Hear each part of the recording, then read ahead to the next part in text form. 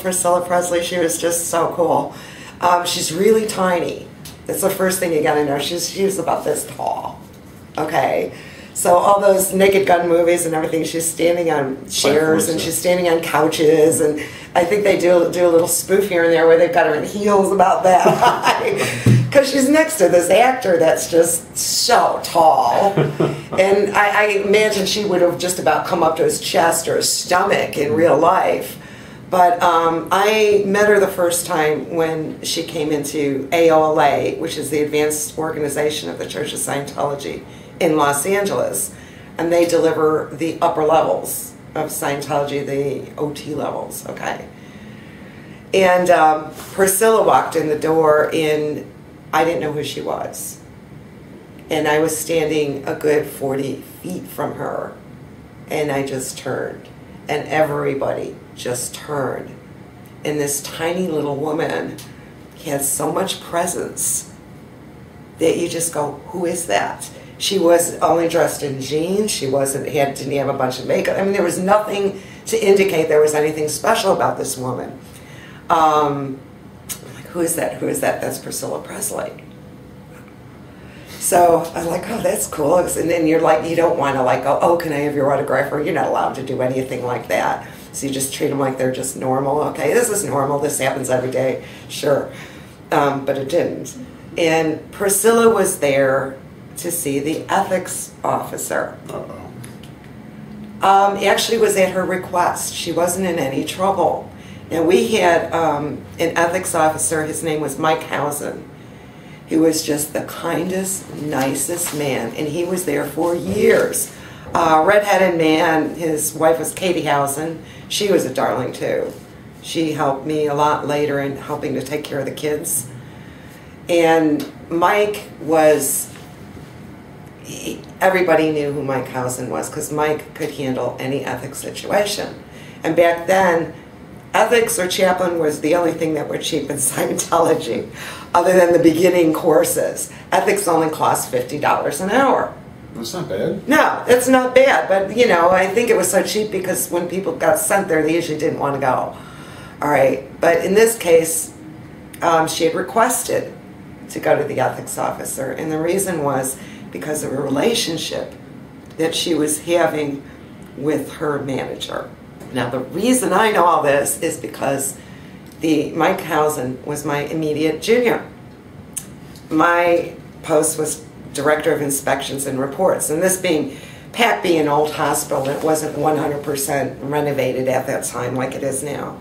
My office had an adjoining bathroom to Mike's office, and we had this young boy working for us, and I'll think of his name later. I know his last name was Cohen. I can't think of his first name. And we used to just joke and call him the kid, because he just came there because he wanted to come. He was actually supposed to be at CEO, but he didn't like it there at the Child Estates Organization, Cadet.org. Yeah, CEO, Child Estates Organization. He didn't like it there, so this gave him an excuse to do something else, and we try to find errands for him and try to find things for him to do and try to give him 50 cents or $1 here and there. And he just liked hanging out in the ethics office. He liked working with me. So one day, Priscilla's already in Mike Housen's office, and I didn't know it. And he goes, I'm going, what are you doing? And I see him with his glass to the door, listening through the bathroom door, trying to figure out what's going on. Shh, shh, Priscilla's in there, Priscilla's in there. I'm like, really? And I was only 19 or 20 or 21 at the time, because it was just before he had my son. Right around there, I was really young. What year is that? About what year? So that would have been 1980, 81. Okay. Yeah. Way back. And so I'm going, and I couldn't resist, so I'm listening at the door too. And I hear them talking, and I heard Priscilla, and Mike Housen was just really neat, because what he really didn't do is apply a lot of Scientology technology. That's what he did not do. What he did do was a whole lot of listening. And he'd have 2 or 3 policies, maybe 6 tops, that were about communication. that he would give to people in his special Mike Housen packet, right? So illegal these days, right? And he would even have little check sheets that he would have people do and little assignments. You know, if anyone actually knew he was doing this or reported him, he would have been in so much trouble. But he has such a reputation for just fixing people's problems. So he's listening, and I'm listening. And Priscilla had some sort of relationship with her manager. And she wanted to break it off, but she still wanted a friendship and wanted to keep that management relationship. So she wanted it to be as smooth and quiet as possible. And she got that. Because Mike Housen just had them, talk to each other and work these out. And I'm listening. He's hardly saying a word. But he's got the two talking about their conflicts and how to resolve them. And they work things out. And he had them write their own little program, right? Oh, wow. Easy as. And it only took maybe 2 or 3 appointments that he was doing this. Well, during one of the appointments, the kid, the little Cohen boy, 12 years old, he was so excited Priscilla Presley's here. So he takes a chair and he puts it outside of the ethics office with a big handwritten sign, reserved for Priscilla Presley, right? And this looks so bad because the first thing you think, ethics, she's in ethics trouble, right? And the commanding officer at AOLA just grabs me. Did you see this? Did you see this? There's a sign. I'm like, oh no. He goes, I better take it down. He goes, too late. She's walking up the stairs. And here she comes, and there's the sign, and there's the kid, and we're just going, oh no, what's going to happen? And he's blushing, and he's scared. And she sees that, she smiles. She smooths out her skirts and she goes, I'm very honored and thankful that you set aside a chair just for me. And I'm very happy to sit in it. It was just, my respect for her just went sky high because here she was and she was put in the most embarrassing situation. And she turned it around with such grace and such dignity, and made this little 12-year-old boy feel just 10 feet tall. And that I just go, I love Priscilla Presley. She's just the best. And then later in the ethics, she was handling a situation with her daughter because her daughter was getting married, and she was getting married to a very dedicated SERG member, and Priscilla didn't want this. Oh. Okay, she was very nervous about this. She had bigger plans for Lisa.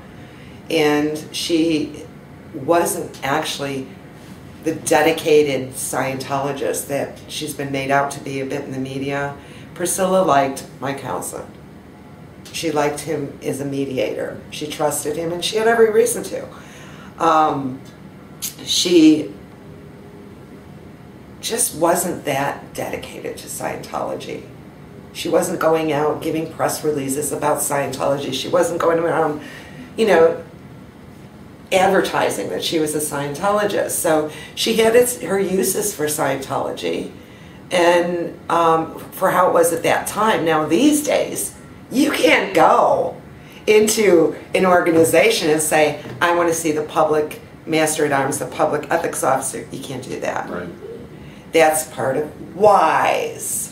And that's part of business thing, and they charge thousands and thousands and thousands, and everything's videotaped, and everything has notes taken on it, and everything can be used to blackmail people. And if you've read some of the Scientology books, a lot of it has been. People have been blackmailed with some of this information. But it wasn't that way back then. Sessions were not videotaped, unless you were told and asked if you were willing to in order to participate in a model session. Mm-hmm. There's no reason to ever videotape every session. That's just ridiculous. People are uncomfortable enough holding 2 cans. Okay, come on, how intimidating is that? Anyway, so back to Priscilla. So Priscilla was trying to set up a trust for Lisa so that her new husband would not get the money. And she was a heck of a businesswoman. She turned that whole Elvis fortune around. And she did it herself. She was just remarkable. She reminded me of Jackie Kennedy Onassis. Her presence, her grace, her, no arrogance or anything like that, not pretentious, just, I just liked her to bits. But yeah, she was really worried about Lisa. She had bigger, better plans for Lisa, and it never occurred to her that she'd become this incredibly dedicated Scientologist. So the trust lasted till about the age of 25, and that was all she could do for her. I mean, after that, it was really completely up to Lisa. Yeah. And I went to Lisa's first wedding. That was at the Celebrity Center. So she ended up marrying that Sea York member? Oh, she did. I didn't know that. Okay. Yeah, that was her. I think she's back with him now. I haven't kept up. Okay. And that was a very simple, nice ceremony. I remember there was a little girl that was like 10 or 12 years old that had this incredible voice, and she was one of the people singing. And it was an outdoor wedding, and I was only, I didn't get an official invitation, but since I was in the ethics department and worked closely with Mike House, Mike's like, come on, why don't you come along? All right, I'm sure I will. So that was pretty cool. Karen Black was another celebrity I mentioned. Karen Black nursed her son until he was like 6 years old. It's kind of old. Yeah. Kind of. Now I assume in between he must have had some sort of solid foods or something, but she had a mad crush on the commanding officer of AOLA. All right, but at that time he was a registrar. He was one of the people that sold services. Mad crush on him. And this is like in 1980, and I was just a kid. And one day she came in, and she always wanted to see Ivan as a registrar, and she brings this 6-year-old kid, you know what I mean? And they're on the ground floor, and it's completely ground floor, big windows, and the windows just go out into these bushes and stuff that weren't necessarily, they were like sticker bushes, not comfortable or anything. And during the summer or when it's hot, they open the windows and everything and get a nice breeze going in there. And of course, everybody smoked there too. So she's sitting there with Ivan, and he's trying to get her to pay for services. This is so funny. Though Karen really had a crush on him. Ivan wasn't much physically, he was short, and he had somewhat of a slight build, but what Ivan had was finishing school. Ivan Obolinski is from the famous Obolinski family. There are in Tolstoy's novel, that's his family. So he's actually a Russian prince. Holy cow. Okay, he went to finishing school. All right, he was groomed. He was so charming when he wanted to be charming. And so I imagine that's part of what the attraction was. Besides the fact, he was the commanding officer and he had the nice bars and things. That's always kind of cool. But anyway, so Karen just had this mad crush on Ivan, and she brings this 6-year-old boy in, right? And she just flips out her boob and starts breastfeeding in front of him, right? And he's like, and his eyes go all big, and he's leaning back further and further and further and further in the chair, just like these windows over here, right? He's leaning back, and he falls out the window right into the bushes. So after that, he was trying to avoid Karen Black. I made her watch. Holy cow. It was very funny. Wow. There was another celebrity, Michael Roberts, I believe was his name. And Sylvester Stallone's brother was also in there. He was really nice, down to earth. Frank Stallone? Yeah. Frankie Stallone, the singer. I don't think he stayed in. Okay. He was just in for a little while. A lot of celebrities were only there for 6 months, whatever, and took off. 6 months, whatever. Swayze. Yeah. The one from Three Dog Night, Mickey Dolenz.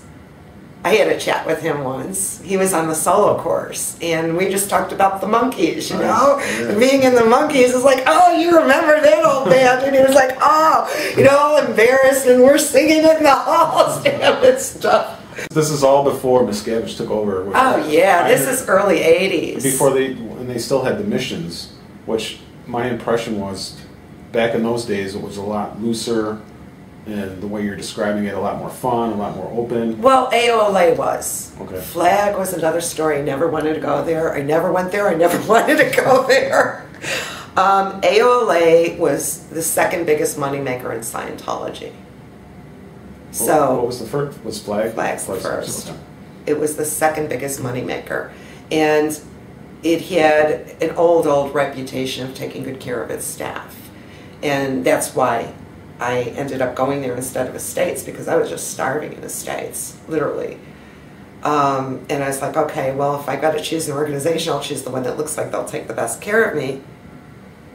I was out for a year and came back, and I chose to go to that one. So AOLA was much more autonomous because of the money. You know, money talks, bullshit walks, right? And it had always been more autonomous. We didn't do what management said most of the time. We pretended to. That's why it worked, right? We lied. We pretended to. We did our own thing. And we just did the bare minimum to appear like we were complying. And that was under Ivan Obolinski, and you'll see that. I mean, first there's other things that are on the internet that are definitely negative about him, but as a commanding officer of AOLA, he was terrific at looking out for the staff. Nobody ever got sent to the RPF by AOLA, ever. If anyone went to the RPF, it was a mission sent them, as in my case, but we'll get to that. But he really tried. And the other person that really tried was a gentleman named Al Crivello. And that's a sad story. We'll get to that one too. But he was very self-protective. And really, management didn't know a lot of what was going on. We did all kinds of things that just to keep the public happy and keep everybody happy. And, they just had no idea. And how he hid this stuff, I don't know either. How they hid this. But we were pretty autonomous, and as long as the stats were going up and more money was coming in, everybody was happy, right? That's all they cared about. Yeah, that's all they cared about is the money. All right, so Mickey Dolenz, he was on the solo course. That's where you learn to audit the upper levels, the OT levels, because you have to learn how to do it on yourself. And he left. He didn't even get on the OT levels. He just left. He took off, never came back.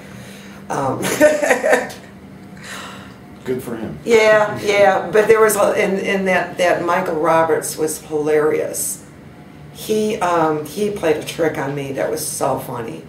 I was, just a kid, just a teen kid, or 20 years old, and I'm working in the income department with this tiny little position of collections officer, right? And my job was just collecting overdue accounts, that's all. So he would come in and he would pretend that he was a very poor person that really wanted to take care of this debt. And he'd come in and he'd give me like $10 and I'd write a receipt, thank you, good job, keep it up, and things like that. And then one day someone goes, I don't think he's as poor as he acts. Like he was just over there talking to Enid, and I think she just got like $30,000 out of him. What? Your heart right? And, actually he was just real nice, and we had a good laugh about it and everything else. But he only did it just because it was a little game between us, and it actually was a little acting job to him, He enjoyed it. He was funny. I never resented that.